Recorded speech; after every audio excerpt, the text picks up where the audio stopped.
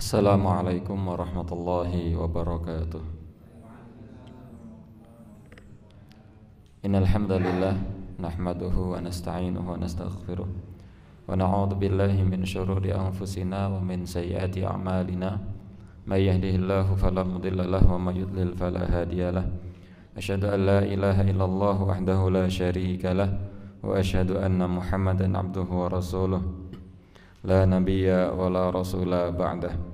Allahumma salli wa sallim wa barik wa an'im ala nabiyyina Muhammadin wa ala alihi wa ashabihi ajma'in. Qala Allah ta'ala fi kitabihil karim, ya ayyuhalladzina amanu taqullaha haqqa tuqatih wa la tamutunna illa wa antum muslimun. Rabbi syrah li sadri wa yassir li amri wahlul 'uqdatam min lisani yafqahu qawli. Allahumma 'allimna ma yanfa'una wanfa'na bima 'allamtana wa zidna ilma. Amma ba'd. Ikhwani fillah rahimani wa rahimakumullah, Bapak Ibu yang semoga senantiasa dirahmati oleh Allah Subhanahu wa taala. Senantiasa tak lupa kita panjatkan rasa syukur kita kehadirat Allah Subhanahu wa taala atas segala limpahan nikmat yang Allah Subhanahu wa taala telah berikan kepada kita semua. Di antara kenikmatan yang Allah Subhanahu wa taala berikan kepada kita adalah nikmat sehat, sempat, iman, Islam. Dengan nikmat-nikmat itu Allah Subhanahu wa taala pertemukan kita di kesempatan malam hari ini untuk thalabul ilmi. Semoga kita benar-benar mendapatkan ilmu yang bermanfaat.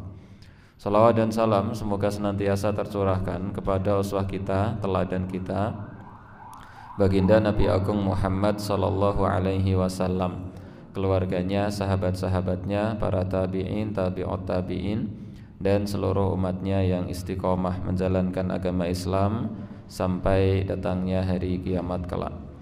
Bapak Ibu yang semoga senantiasa dirahmati oleh Allah Subhanahu wa taala, kita melanjutkan kajian kitab Al-Kabair yang ditulis oleh Al-Imam Ad-Dhahabi. Di pertemuan sebelumnya kita membahas dosa-dosa besar dalam agama Islam, yaitu berupa dosa mencela atau mencaci maki sahabat-sahabat Nabi sallallahu alaihi wasallam. Dosa besar berupa mencaci atau mencela sahabat-sahabat Nabi Muhammad sallallahu alaihi wasallam. Bahwa mencela, mencaci maki, menghina para sahabat Nabi Muhammad sallallahu alaihi wasallam itu merupakan dosa-dosa besar. Khususnya adalah mencela dan mencaci maki para pembesar-pembesar sahabat. Di antaranya adalah Abu Bakar, Umar, Utsman, Ali, dan yang lainnya. Mencela para sahabat Nabi, khususnya para pembesar sahabat Nabi, itu merupakan bagian dari dosa besar yang ada dalam agama Islam. Karena dalam pandangan agama Islam, para sahabat Nabi sallallahu alaihi wasallam itu memiliki kedudukan yang istimewa, memiliki keutamaan yang luar biasa. Itu para sahabat Nabi sallallahu alaihi wasallam. Bahkan dikatakan oleh Nabi sallallahu alaihi wasallam bahwa para sahabat itu adalah sebaik-baik kurun waktu, sebaik-baik generasi, sebaik-baik zaman masa itu adalah zaman generasi sahabat Nabi sallallahu alaihi wasallam. Dan Nabi sallallahu alaihi wasallam pernah mensabdakan, khairu ummati qarni, sebaik-baik generasi itu adalah generasi aku, yaitu para sahabat Nabi Muhammad sallallahu alaihi wasallam. Dan bahwa Nabi Muhammad sallallahu alaihi wasallam juga menegaskan bahwa Islam yang baik itu adalah hum man kana ala mithli ma ana alaihi al-yauma wa ashabi, orang-orang yang beragama Islam sebagaimana Islamnya Nabi Muhammad dan para sahabat-sahabat Nabi Muhammad sallallahu alaihi wasallam. Maka mencela, mencaci maki dan menghina sahabat-sahabat Nabi itu merupakan dosa yang besar dalam agama Islam. Nah, kemarin kita membahas tentang itu.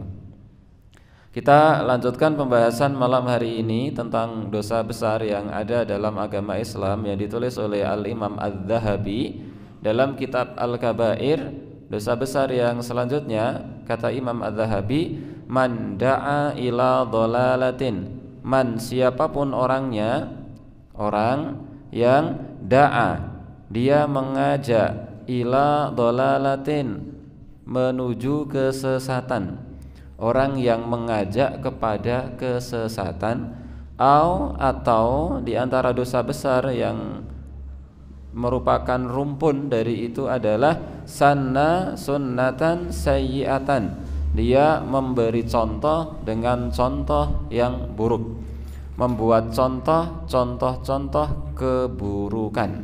Nah, ini adalah dosa besar. Saya ulang, di antara dosa besar yang ditulis oleh Imam Az-Zahabi itu adalah dosa berupa mengajak kepada kesesatan atau membuat satu contoh keburukan.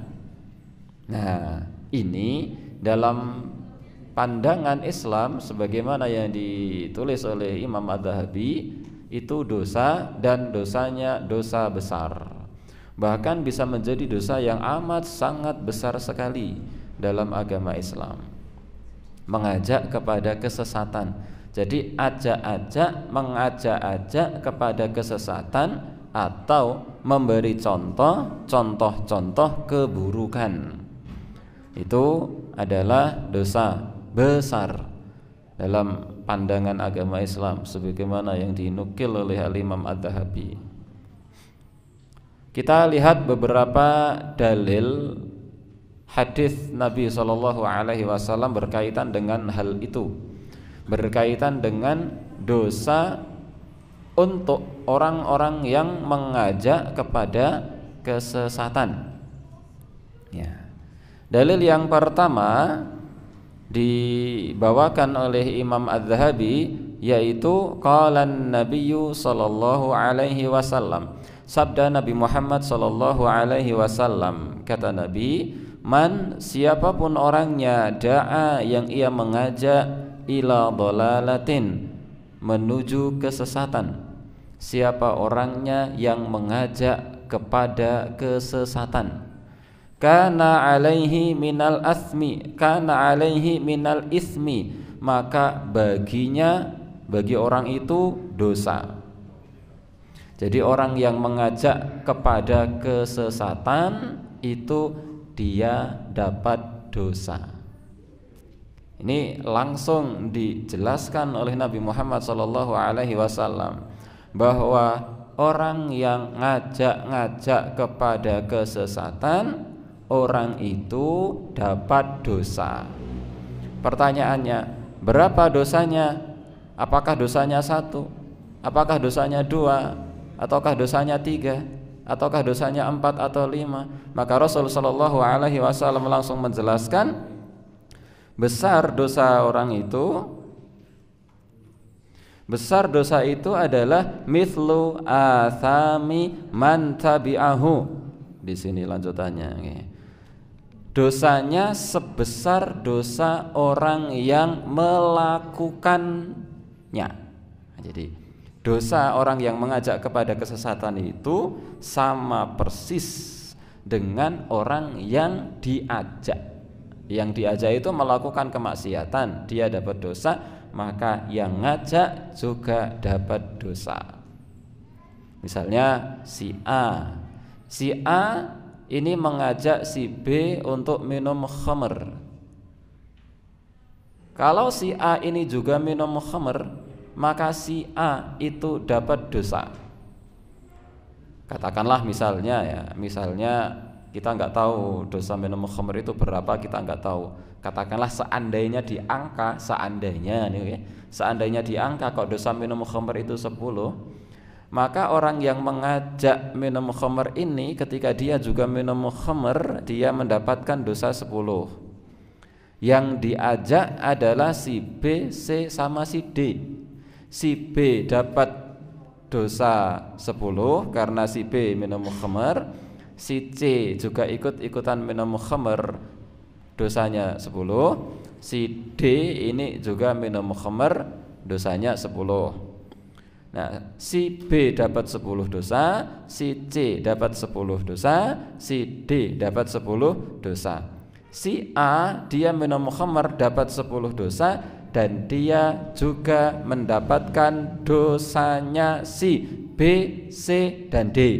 B 10 tambah C 10 tambah D 10 30 punya dirinya 10 40. Ini dosa besar sekali dalam pandangan agama Islam. Ini kalau seandainya satu minum khamar itu dosanya 10. Nah, kalau seandainya kok satu minum khamar itu dosanya 100, 400 dosa ditanggung oleh dirinya. Padahal si A ini minum 1 teguk, si B 1 teguk, si C 1 teguk, si D 1 teguk. Sama-sama 1 teguk, yang lainnya dapat 10 dosa, dirinya dapat 40 dosa. Bayangkan kalau yang diajak itu 4 orang, 5 orang, 6, 7, 10. Bayangkan kalau dia update status di WA, ngajak-ngajak orang berbuat keburukan, kemudian yang baca semuanya menuruti ajakan keburukan yang ia ajak, maka dia mendapatkan dosa dari seluruh orang yang melakukan kemaksiatan tersebut. Maka ini dosa yang amat sangat besar sekali di sisi Allah Subhanahu wa taala. Orang yang mengajak kepada kesesatan. Oleh karena itu jangan mengajak kepada kesesatan. Apalagi hari ini mengajak kepada kesesatan itu amat sangat mudah sekali dilakukan. Ngompor-ngompori keburukan, ngompor-ngompori kemaksiatan di media sosial, di grup-grup WA, ya. Kemudian orang lain itu terprovokasi, orang lain itu terinspirasi untuk melakukan keburukan lantaran si A ini, maka si A ini akan menanggung dosa seluruh orang yang diajak. Kata Nabi, la yanqusu dzalika min athamihim syai'a, dan hal itu tidak mengurangi dosa dari orang-orang yang melakukan tadi. Si B, si C sama si D tetap sama-sama dapat 10 dosa, dapat 10 dosa, dapat 10 dosa. Tidak kemudian dosanya si B itu dikurangi, dilimpahkan kepada A, enggak. Jadi bukan berarti ini pelimpahan dosa. Si B dapat dosa 10, terus karena yang ngajak adalah si A, maka paru-paru nih 50-50, 50-50. Yang 5 dosa untuk si B, yang 5 dosa ditanggung oleh si A. Enggak, si B, si C sama si D ini tetap dapat dosa segitu. Dan dosa itu juga akan dilimpahkan kepada si A, dia akan diberikan kepada si A. Kata Nabi, la yanqusu dzalika min athamihim syai'a, tidak mengurangi sedikit pun dosa dari para pelaku kemaksiatan itu, enggak terkurangi dosa mereka sedikit pun. Sementara yang diajak ketambahan dosa dari mereka, tertanggung untuk dirinya dosa-dosa dari orang-orang yang diajak ini. Maka ngajak-ngajak kepada keburukan itu bahaya. Makanya dalam agama Islam yang disebut dengan jariyah itu tidak hanya amal baik, amal buruk itu juga ada jariyah. Bayangkan Bapak Ibu, jika seandainya A ini kok ngajak-ngajak kepada A, B, C, D segitu, begitu kayak tadi, ternyata si D ini juga ngajak orang lain untuk melakukan keburukan, dan si D ini bisa melakukan keburukan lantaran diajari oleh si A. D ini ngajak F, G, H, I, J, maka F, G, H, I, J masing-masing dapat dosa, masing-masing dapat dosa. Nanti si D ini juga dapat dosa sebagaimana dosanya F, G, H, I, J, dan nanti si A karena yang pertama kali ngajak-ngajak juga mendapatkan dosa dari F, G, H, I, J. Padahal di rumah dia nggak ngapa-ngapain, sedang menyantap air putih atau air teh. tapi masih kena aliran dosa. Lantaran dulu dia yang ngajak-ngajak kepada keburukan tersebut. Maka bertaubat kita kepada Allah Subhanahu wa taala manakala kita dulu pernah ngajak-ngajak orang lain untuk melakukan amal keburukan. Itulah dosa jariyah. Dan dosa jariyah itu adalah dosa yang paling ngeri dan paling merugikan, paling membuntungkan. Bukan menguntungkan, paling membuntungkan. Tidak menikmati dosanya ya, tapi terkena dosa. Tidak menikmati kemaksiatannya tapi terkena dosa. Itu kan membuntungkan. Kalau bahasa anak muda sekarang namanya membagongkan ya. Tidak ikut melakukan dosa tapi dia terkena dosanya lantaran dia yang ngajak-ngajak. Maka bijak dalam menggunakan media sosial, bijak dalam menggunakan Facebook, Instagram, TikTok kalau ada Bapak Ibu yang punya grup WA. Ya, itu hati-hati. Karena seandainya kemudian kita nge-share pertama kali kabar fitnah, nge-share pertama kali ini kok. Yang pertama kali nge-share kabar fitnah. Kemudian ketika sudah di-share itu dia tidak bisa mengkontrol kemana share-sharean itu lewat, akhirnya menjadi viral, dia dosa, dan seluruh dosa orang yang share itu dia tanggung juga, karena dia yang pertama kali menyebar fitnah tersebut. Maka hati-hati. Zaman sekarang ingin dapat pahala itu gampang, dapat dosa juga gampang. Sehingga ketika share ini fitnah ya, fitnah share, dia kemudian mapan tidur selama 24 jam full, kok 24 jam ya, berapa jam ya, 8 jam malam itu misalnya, tidur sampai pagi. Seandainya share-sharean fitnah itu terus menyebar kemana-mana tanpa ia kontrol, maka sepanjang tidurnya dia kena dosa. Padahal tidur tapi terkena efek dosa. Lantaran apa? Lantaran ini, karena dia ngajak-ngajak kepada perkara keburukan. Kata Nabi SAW, falahu ismun, dia mendapatkan dosa, mislu athami, seperti dosa orang yang mantabi'ah, orang yang mengikutinya.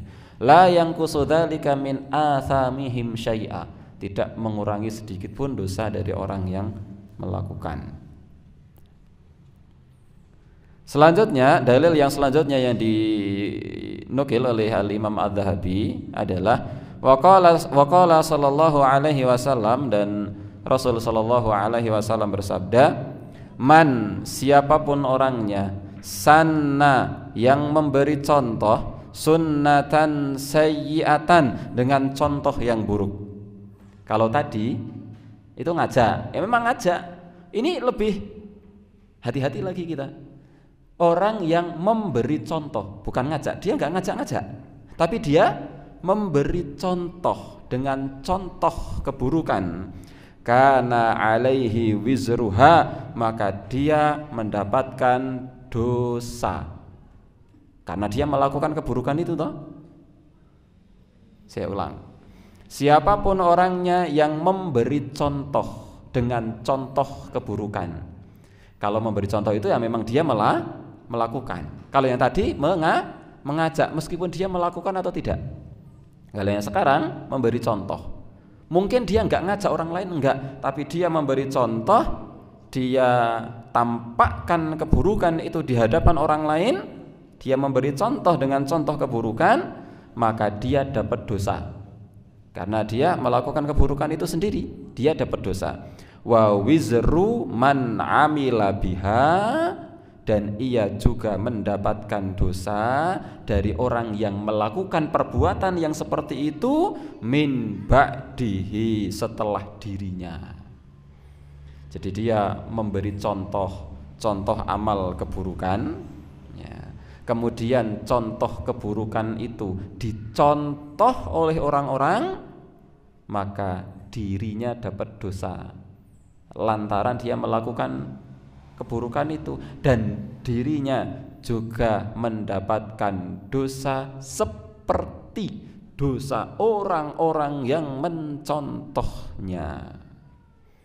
Kata Nabi, min ghairi ayyangkusa min auzarihim syai'a, tanpa mengurangi sedikit pun dosa dari orang yang melakukan ini semua. Misalnya di antara orang itu ada yang memulai memberi contoh dengan sebuah pisuhan. Pisuhan itu apa? Dengan sebuah ungkapan. Nek zaman biyen niku lah enten binatang berkaki 4 yang turun dari Gunung Sumbing nih ya. Kalian basa kasari Sugawon, niku zaman biyen. Zaman sakniki niku pisuane macem-macem. Wah, mangke saged di napa searching nggih, googling model pisuhan zaman sekarang. Yang sekarang viral, maka orang yang pertama kali membuat jenis pisuhan itu yang kemudian sekarang viral itu dapat dosa dari semua orang yang melakukan pisuhan-pisuhan itu. Ini kan ngeri. Maka orang yang membuat satu contoh dengan contoh keburukan itu dapat dosa seperti orang yang melakukan. Hadis ini sebenarnya adalah hadis yang panjang, disyarah sebenarnya oleh Syekh Utsaimin dalam kitab beliau ketika beliau mensyarah kitab Al-Kabair. Jadi hadis ini sebenarnya adalah hadis yang panjang, kisahnya tentang ketika itu Rasul sallallahu alaihi wasallam sedang duduk bermajlis bersama para sahabat. Tiba-tiba ada orang, sekelompok orang dari Bani Mudhar, dan yang datang ini adalah para pembesar-pembesar suku Bani Mudhar. Datang kepada Rasul sallallahu alaihi wasallam. Mereka itu keadaannya sangat sederhana. Bahasa lebih kasarnya memprihatinkan. Kenapa memprihatinkan? Karena mereka adalah orang yang ekonominya lemah. Dan saking lemahnya ekonomi mereka sampai mereka itu punya baju yang mereka punya itu ya hanya baju yang mereka kenakan. Mereka tidak punya pakaian selain pakaian yang mereka kenakan itu sendiri, sambil mereka membawa senjata pedang. Itu saking lemahnya ekonomi mereka. Nek kula panjenengan turine gadah utang ngoten mau tetep tasih klambine kathah. Malah ibu-ibu nek seragam niku seragame pirang-pirang. Seragam PKK kiambak, seragam Aisyah kiambak, seragam kumpulan kiambak, seragam napa malih RT kiambak, seragam kathah. Bahkan terkadang setunggal seragam mawon jilbabe enten 3 model. Satu seragam jilbabnya ada 3 model. Termasuk bapak-bapak, bapak-bapak mungkin sarungnya ada 5, 6, 7. Sinten sing mriki sarunge lebih dari 10? Semua ya. Kula termasuk. Tapi satu pun sarung tidak ada yang saya beli. Saya tidak pernah sekalipun. Saya seumur hidup belum pernah ingat beli sarung, tapi di lemari sarungnya enten nek kalih dosa. Dikasih. Nah, banyak. Nah, orang ini saking lemahnya ekonomi mereka sampai-sampai mereka itu tidak punya pakaian kecuali apa yang mereka pakai. Maka Rasulullah SAW melihat kedatangan mereka dengan memprihatinkan seperti itu. Ini banyak orang Bani Mudhar. Maka Rasulullah SAW wajahnya berubah, merasa kasihan sekali kepada Bani Mudhar. Kok keadaannya begitu? Sementara orang-orang di Madinah itu banyak sekali yang berkecukupan ketika itu. Maka Rasulullah SAW kemudian masuk ke dalam rumah. Sebentar kemudian Rasul keluar dari rumah beliau menuju masjid. Rasul perintahkan muadzin untuk adzan. Muadzin adzan. Setelah muadzin adzan beberapa waktu, kemudian qomat, Rasul mengimami sholat selesai. Setelah sholat selesai, Rasul berdiri naik mimbar. Rasul Shallallahu Alaihi Wasallam kemudian bersabda. Rasul mengingatkan dengan firman Allah Subhanahu Wa Taala surat An-Nisa ayat 1 yang terkenal itu, Ya ayuhan nasu taqu rabbakumul ladzi khalaqakum min nafsin wahidah wa khalaqa minha zawjaha wa batha minhuma rijalan katsiran wa nisaa wattaqullaha alladzi tasaaluna bihi wal arham innallaha kana 'alaikum raqiba. Rasul sallallahu alaihi wasallam kemudian melanjutkan dengan surat Al-Hasyr ayat 18, Ya ayyuhalladzina amanu taqullaha wal tanzur nafsum ma qaddamat lighad, sampai akhir ayat. Kemudian Rasul perintahkan, bersedekahlah kalian semua. Bersedekahlah dengan emas, bersedekahlah dengan perak, bersedekahlah. Rasul terus perintahkan dengan sesuatu yang lebih kecil sampai Rasul mengatakan, bersedekahlah meskipun andai hanya bisa dengan separuh biji kurma. Separuh kurma, bukan bijinya, okay? Maksudnya separuh kurma. Kalau memang tidak punya apa-apa, yang penting sedekah meskipun hanya punyanya cuma kurma, bagi dua, setengahnya disedekahkan, setengahnya dimakan. Sedekahlah kalian semua. Para sahabat mendengar sabda Rasul Shallallahu Alaihi Wasallam seperti itu. Tiba-tiba ada satu orang yang kemudian berdiri pulang ke rumah, yang lainnya masih di situ. Satu orang berdiri pulang ke rumah, datang ke situ dengan membawa barang yang banyak sampai kesusahan membawa. Bahasa tembara ini ku kating pentayet. Pirsa pentayet. Pentayet niku saking abote niku lih beto ngantos kangelan. Saking abote kating pentayet. Abot nih. Datang kepada Rasul, wahai Rasul, ini semua saya sedekahkan.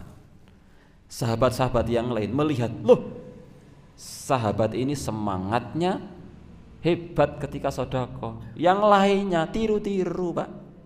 Pada berdiri pulang semua, membawa masing-masing sedekah mereka dengan sedekah yang bisa mereka lakukan, datang dikumpulkan di hadapan Nabi sampai dalam riwayat ini disebutkan hasil sedekah itu menggunung.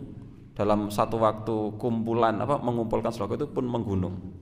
Maka Rasul Shallallahu Alaihi Wasallam kemudian berbahagia dengan semangatnya para sahabat untuk melakukan itu, dan Rasul Shallallahu Alaihi Wasallam bersabda tentang orang yang pertama kali tadi, mengumpulkan barang dengan pentayet niku. Rasulullah sallallahu alaihi wasallam bersabda, "Man sanna fil islami sunnatan hasanatan falahu ajruha." Siapa orangnya yang memberi contoh dengan contoh yang baik, maka dia mendapatkan pahala. Wa ajru man amila biha, dan dia juga mendapatkan pahala dari semua orang yang mencontoh. Orang yang memberi contoh dengan contoh yang baik, dia mendapatkan pahala, dan dia juga mendapatkan pahala dari semua orang yang mencontohnya. Kata Nabi sallallahu alaihi wasallam, min ghairi ayyanqusa min ujurihim syai', tanpa mengurangi sedikit pun pahala dari orang-orang yang mencontoh itu. Waman sanna sunnatan sayyi'ah, dan siapapun orangnya yang memberi contoh dengan contoh keburukan, kana alaihi wizruha, maka dia mendapatkan dosa. Wa wizru man amila biha mim ba'dihi, dan dia mendapatkan dosa dari orang-orang yang mencontoh. Min ghairi ayyanqusa min auzarihim syai'a, tanpa mengurangi sedikit pun dari orang-orang yang mencontohnya, tanpa mengurangi dosa orang yang mencontoh. Nah, maka semakin banyak orang yang mencontoh keburukan yang dia lakukan, semakin banyak pula dosa yang ia terima. Kalau dia tidak bertaubat kepada Allah Subhanahu wa taala sampai ia meninggal, sementara dosa itu masih berlanjut terus, maka selama itu pula dia masih kebagian dosa. Wal a'yadu billah. Kita berlindung kepada Allah Subhanahu wa taala dari perbuatan seperti itu. Tidak menikmati dosa tapi ikut mendapatkan pahala. Sungguh sangat membagongkan. Ikhwani fillah rahimani wa rahimakumullah. Itu oleh karenanya kita berhati-hati dalam masalah ini. Syekh Utsaimin kemudian menjelaskan dalam kitab ini ketika beliau mensyarah. Jadi di kitab ini ketika beliau mensyarah kitab ini disyarah oleh beliau, dijelaskan oleh beliau. Jadi maksud dari memberi contoh kebaikan itu ada dua maksud. Maksud dari memberi contoh kebaikan itu ada dua maksud. Yang pertama adalah orang yang menghidupkan sunnah setelah sebelumnya sunnah itu mati. Orang-orang nggak ada yang mengenal satu sunnah ini, kemudian dia menghidupkan sunnah tersebut. Maka ketika sunnah itu akhirnya hidup lestari, maka orang yang menghidupkan sunnah ini dapat pahala dari semua orang yang melakukannya. Contoh misalnya, di satu kampung itu nggak ada yang kurban, ya, nggak ada yang kurban karena nggak tahu kalau kurban itu sunnah, ya. Atau akikoh, nggak ada yang tahu tentang akikoh. Kemudian ketika dia punya anak lahiran, kemudian dia menyembelih kambing. Akikoh itu kambing, tidak boleh ayam. Menyembelih kambing. Adzan dulu. Bismillah, kita lanjutkan. Jadi misalnya di satu kampung itu tidak ada orang yang pernah akikoh ketika melahirkan anak. Kemudian dia punya inisiasi untuk akikoh setelah dia tahu bahwasanya hukum akikoh itu adalah sunnah. Dia lahiran, kemudian akikoh, kemudian dimasak, setelah matang dibagikan kepada tetangga-tetangga. Tetangga-tetangganya heran, loh, jenengan kok ngasih daging kambing, biasanya orang-orang itu ya daging ayam pesenan di mana.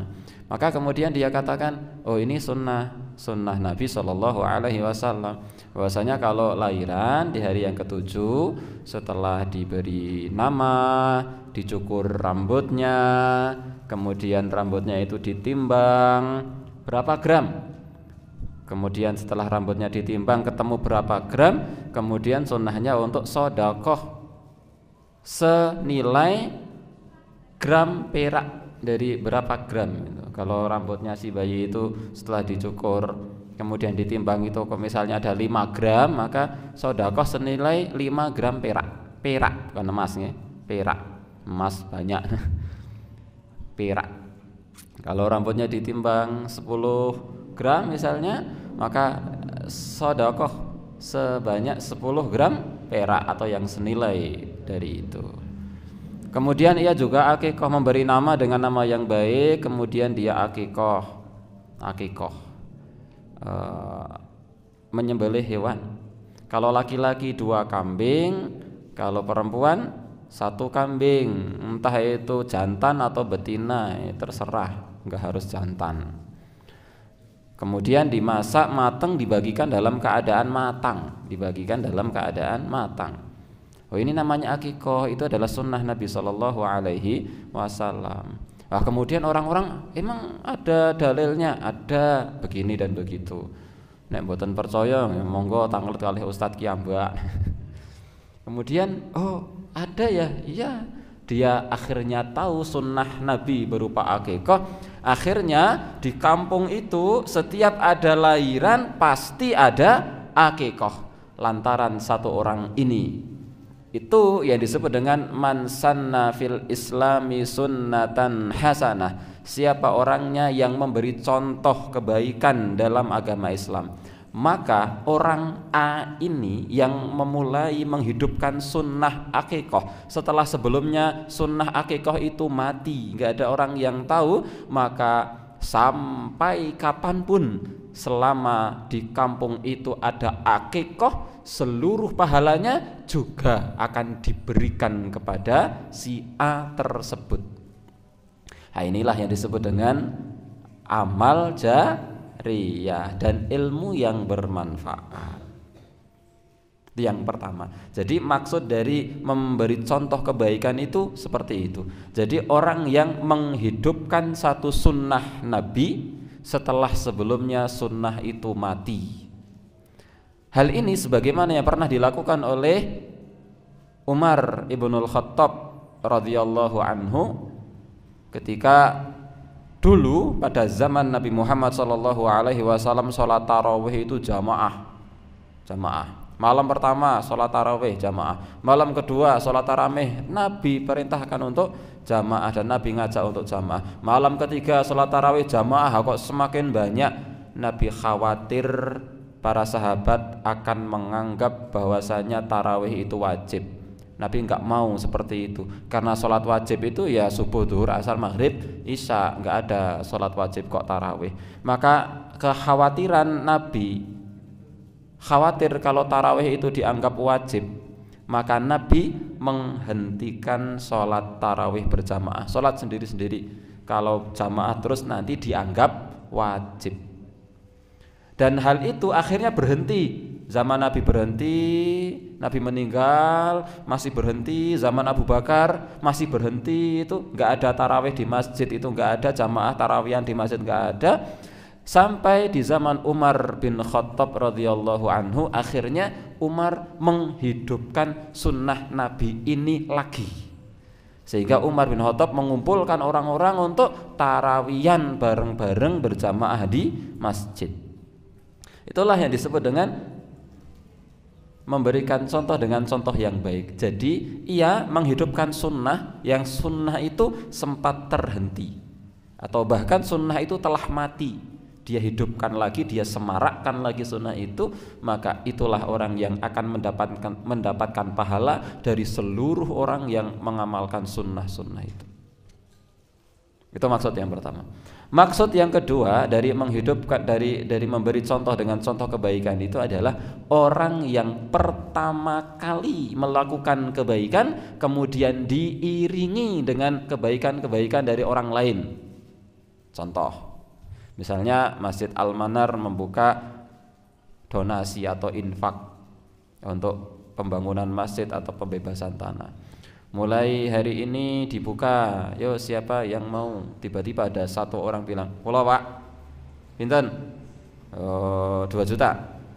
Orang lain ketika mendengar dia angkat tangan dan bilang 2 juta, wah, aku kok ya koyo kepingin ya, tak tiru-tiru ah. Kula nggian.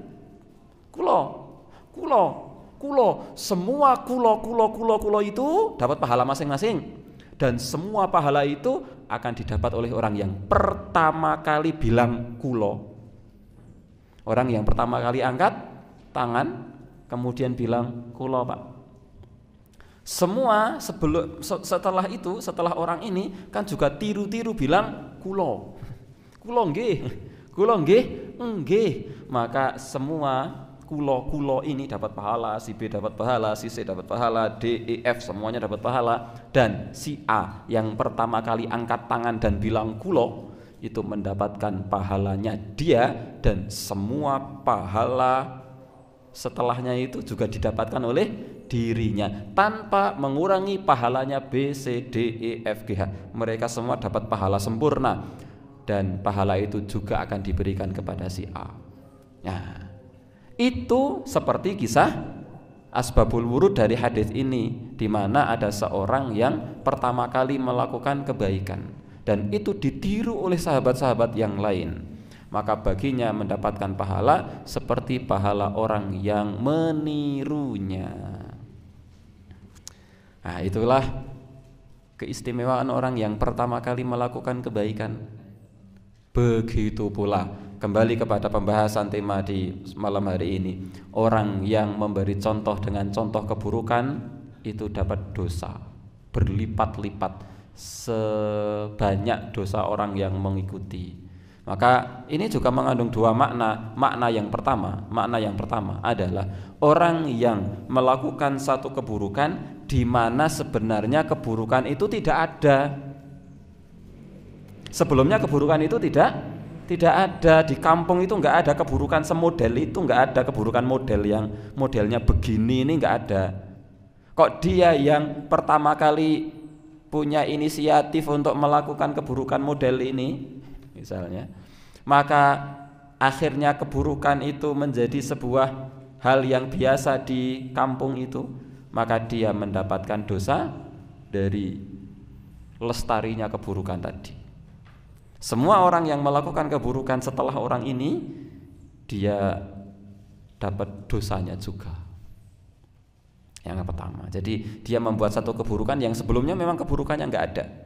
Atau yang kedua, dia melakukan satu keburukan, mengawali keburukan, maksudnya, dia mengawali keburukan. Contoh di grup WA, diam tadinya itu biasa, obrolan biasa, saling sapa, saling share kebaikan. Tiba-tiba dia mulai memantik gibah. Gibah grup ya, grup ada 7 orang ya, atau 9 orang atau berapa orang gitu. Memulai mbak, jeng, tahu enggak? Wah, kalau sudah bilang tahu enggak, kemarin saya ketemu sama si fulana, kok dia itu begini-begini. Yang B menimpali, Yang C bilang, iya. Yang D bilang, saya juga kemarin melihat. Yang E, wah tambah itu rame. Maka seluruh keramaian ghibah ini, dosanya si B, dosanya si C, dosanya si D, dosanya si E, dosanya si F, dosanya si G, itu dosa-dosa mereka juga akan dilimpahkan kepada si A yang bilang, mbak, jeng, tadi saya lihat si fulana itu kok begini. Akhirnya semuanya ramai membicarakan si fulana tadi, maka si A ini dosanya yang paling besar. Seberapa besar? Sebesar gabungan dosa antara B, C, D, E, F, G digabung semuanya, itu dilimpahkan kepada si A tadi. Inilah yang disebut dengan man sanna sunnatan sayyi'atan. Siapa orangnya yang memberi contoh dengan contoh keburukan. Rawahuma Muslimun, 2 hadis tadi adalah hadis yang diriwayatkan oleh Imam Muslim. Sinten sing sampun ate wonten niku? Beristighfar, bertaubat kepada Allah Subhanahu wa taala atas dosa-dosa yang pernah kita lakukan. Seandainya kita pernah mengajak orang lain melakukan keburukan, seandainya kita pernah memberi contoh dengan contoh-contoh keburukan, kita bertaubat kepada Allah Subhanahu wa taala, berhenti dari dosa itu supaya tidak mengalir terus dosa itu kepada diri kita. Wa qala sallallahu alaihi wasallam, Rasul sallallahu alaihi wasallam bersabda, kullu bid'atin dhalalatun, setiap bid'ah itu adalah kesesatan, yaitu orang yang membuat perkara baru dalam agama. Bahkan bukan hanya perkara keburukan, perkara yang seolah-olah dianggap baik tetapi itu masuk kategori bid'ah, maka itu juga bagian dari kesesatan. Wa fi ba'dil alfad, dan di sebagian lafal ada tambahan wa kullu dhalalatin finnar, dan setiap kesesatan itu akan membawa pelakunya masuk ke dalam neraka. Dosa besar dalilnya cuma 4 yang dibawa oleh Al-Imam Adz-Dzahabi, yaitu dosa besar berupa mengajak orang lain kepada kesesatan atau memberi contoh dengan contoh keburukan. Dosa besar yang selanjutnya yang ditulis oleh Al-Imam Adz-Dzahabi adalah al-wasilatu fi sya'riha. Dosa besar yang selanjutnya adalah orang yang menyambung rambut. Wal mutafallijah.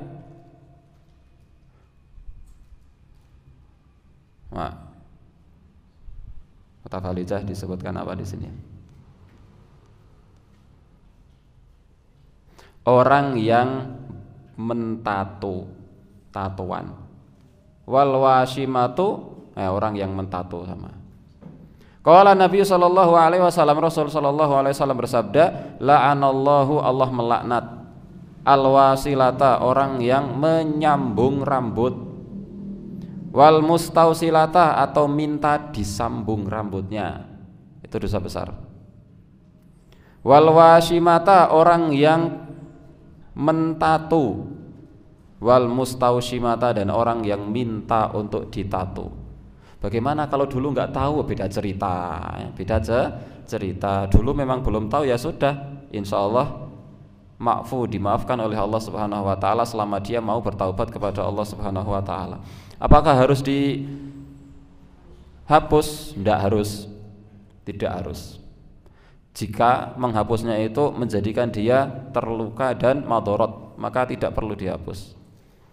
Kaidah menyebutkan la doror wa la diror, tidak boleh membahayakan diri sendiri dan tidak boleh membahayakan orang lain. Tapi seandainya ada cara menghapus tanpa memudorotkan, tanpa membahayakan dirinya, maka lakukan. Tapi kalau semua cara itu pasti memudorotkan dan membahayakan dirinya, maka tidak usah dihapus. Cukup bertaubat kepada Allah Subhanahu wa taala. Wan namisata, nah niki ibu-ibu sinten sing sampun nate monggo kata-kata istighfar. Orang yang mencukur alis. Orang yang mencukur alis. Ning lebare lak digambar niku. Nek mencukur alis ora digambar, enggak ada orang yang mencukur alis kok enggak digambar, elek. Dia memang mencukur alis untuk kemudian digambar. Enggak boleh. Ya, dalam pandangan agama Islam itu enggak boleh. Wal mutanammisah, dan orang yang minta untuk dicukur alisnya, digambar ngeten niki. Biar setipis napa nika? Seperti napa basa Jawa nika? Semut berjajar nih. Ayo napa nika? Enggak boleh. Kayak standan pis. Kok standan ya? Standan ya? Setanggal sepisang kok standan kata. Napa malih setundun. Nah ini kok pokoknya intinya nih, tidak boleh. Jadi mencukur alis itu nggak boleh, menyambung rambut itu nggak boleh, mentato itu nggak boleh. Kalau dulu sudah, ya sudah, itu memang mungkin belum tahu. Maka yang belum tahu itu dimaafkan, asal ketika dia sudah tahu dia berhenti dari kemaksiatan yang dia lakukan. Wal mutafallijati lil husni, dan orang yang merenggangkan gigi untuk keindahan. Jadi gigi direnggangkan, direnggangkan. Zaman dulu semakin giginya renggang itu semakin kelihatan indah. Loh kok iso? Namanya masing-masing selera itu beda-beda, dan selera tidak pernah bisa diperdebatkan. Saya ulang, selera tidak bisa diperdebatkan. Di satu sisi itu tambah bagus, di satu menurut pandangan orang lain itu tambah nggak bagus. Tapi di waktu itu merenggangkan gigi itu menambah kecantikan orang, kegantengan orang ketika giginya itu kok renggang-renggang. Dan dulu merenggangkan gigi itu menjadikan tambah indah, konon katanya. Itu selera mereka. Sekali lagi, selera tidak pernah bisa diperdebatkan. Sampeyan oleh bojo kok kaya ngono, jan ora sip tenan. Apa sampeyan ke merem njur tutupi kresek kok piye? Loh, itu bagi saya yang paling cantik sedunia. Dan kamu tidak bisa mengatur selera saya. Selera itu lahir begitu saja. Nah, itu namanya selera. Makan. Ada orang yang masakan itu sangat disukai, tapi bagi sebagian orang, susah. Termasuk saya dan istri itu adalah selera makan yang selalu, bukan selalu, sebagian besar itu mungkin 80% bertolak belakang. Maka kalau saya seandainya membelikan bakso, akan saya cari bakso yang saya tidak suka, pasti istri saya suka. Niku pun bola bali. Sampai hari ini baru satu bakso yang antara saya dan istri saya cocok. Bukan bakso mie ayam. Yang saya dan istri saya cocok, sama-sama suka. Selain itu kemana-mana selalu kalau saya bilang enak, pasti istri saya bilang tidak enak. Kalau istri saya bilang enak, pasti saya bilang ora cocok. Maka kalau kok istri saya pesan, misalnya pulang, tolong belikan bakso, akan saya cari bakso yang saya ndak suka. Pasti istri saya suka. Dan ketika istri saya membelikan bakso untuk saya, itu pasti membelikan bakso yang menurut istri saya ndak suka, dan saya pasti suka. Saya ndak tahu, bakso Malang itu saya suka. Istri saya, mending yang lain. Nasi goreng, istri saya sangat suka nasi goreng di sebuah tempat. Saya seandainya nasi goreng itu gratis dengan nasi goreng buatan istri saya yang suruh bayar, seandainya milih bayar daripada ya gratis yang itu misalnya. Itu selalu bertentangan. Nah, namanya selera. Tapi alhamdulillah semakin menambah. Yang plus itu selalu connect sama yang minus. Nah, kembali ke sini, itu selera. Dan orang zaman dulu seleranya itu kalau gigi direnggangkan itu katanya tambah cantik. Dan Rasul Shallallahu Alaihi Wasallam melaknat orang yang merenggangkan gigi hanya untuk menambah kecantikan, bukan untuk pengobatan. Kalau pengobatan itu tidak masalah, tapi itu hanya untuk biar tambah cantik. Al-mughayyiratu khalqallah, dia mengubah ciptaan Allah. Waqala sallallahu alaihi wasallam, Rasul sallallahu alaihi wasallam bersabda, "Samanul kalbi waddami haramun." Hasil dari penjualan anjing dan hasil dari penjualan darah itu hukumnya haram. Wa kasbul baghiyyi, begitu pula hasil dari kedzaliman, mencurangi, menipu, merampok, mengkorupsi, itu haram. Wala anal washimata, dan Allah melaknat orang yang mentato, wal mustaushimata, dan minta untuk ditato. Wa akilar riba, orang yang memakan riba. Wa mukilah, dan orang yang memberi riba, orang yang pinjam dengan sistem riba dan orang yang meminjami dengan sistem riba, Allah melaknatnya. Wala'anal musawwirin, dan Allah Subhanahu wa taala melaknat para pembuat patung. Muttafaqun alaih, hadis diriwayatkan oleh muttafaqun alaih, Imam Bukhari dan Imam Muslim. Itu larangan menyambung sudah ini. Larangan menyambung rambut, mencukur alis, membuat tato, dan merenggangkan gigi untuk keindahan. Bagi yang mungkin pernah, ya sudah, tidak ada manusia yang tidak pernah berdosa. Maka andai kita pernah melakukan itu, cukup kita bertaubat kepada Allah Subhanahu wa taala dan tidak mengulangi dosa yang mungkin pernah kita lakukan. Ikhwani fillah, Bapak Ibu yang semoga dirahmati oleh Allah Subhanahu wa taala, saya ingatkan berkali-kali dan saya ingatkan lagi bahwa kita belajar seperti ini itu adalah untuk diri kita sendiri, bukan untuk melihat orang lain. Setelah kita belajar, wah kai senengane nyukur alis dosa gede, dosa gede. Bukan untuk melihat orang lain, bukan, sekali lagi bukan untuk melihat orang lain. Itu naif. Tidak ada gunanya ngaji kalau digunakan untuk melihat orang lain. Kalau seperti itu adalah hasil dari iblis. Iblis itu mengatakan ana khairun minhu, aku lebih baik dari dia, aku lebih baik daripada Adam. Itu perkataan iblis. Tapi perkataan Nabi Adam setelah tahu keburukan adalah Rabbana dzalamna anfusana wa illam taghfir lana wa tarhamna lanakunanna minal khasirin. Rabbana dzalamna anfusana, ya Allah kami zalim kepada diri kami sendiri. Waduh, aku mbiyen wis tau ngono kae, jebulne kok ora oleh ya. Waduh, aku mbiyen wis ngono kae, jebulane kok dosa gede ya. Rabbana, ya Rabb kami, dzalamna anfusana, kami zalim kepada diri kami sendiri. Wa illam taghfir lana, kalau engkau tidak mengampuni kami, wa tarhamna, engkau tidak memberikan rahmat kepada kami, lanakunanna minal khasirin, tentu kami akan menjadi orang yang rugi. Maka sekali lagi bukan untuk melihat orang lain, sehingga mesti diiris dicukur. Jangan dilihat orang lain, tapi untuk melihat diri kita sendiri. Untuk apa? Kalau tujuannya untuk memperindah diri, tidak boleh. Tidak boleh. Tapi kalau tujuannya untuk pengobatan, boleh. Boleh, tujuannya untuk pengobatan boleh. Ini seandainya kok merenggangkan gigi itu adalah untuk pengobatan, boleh.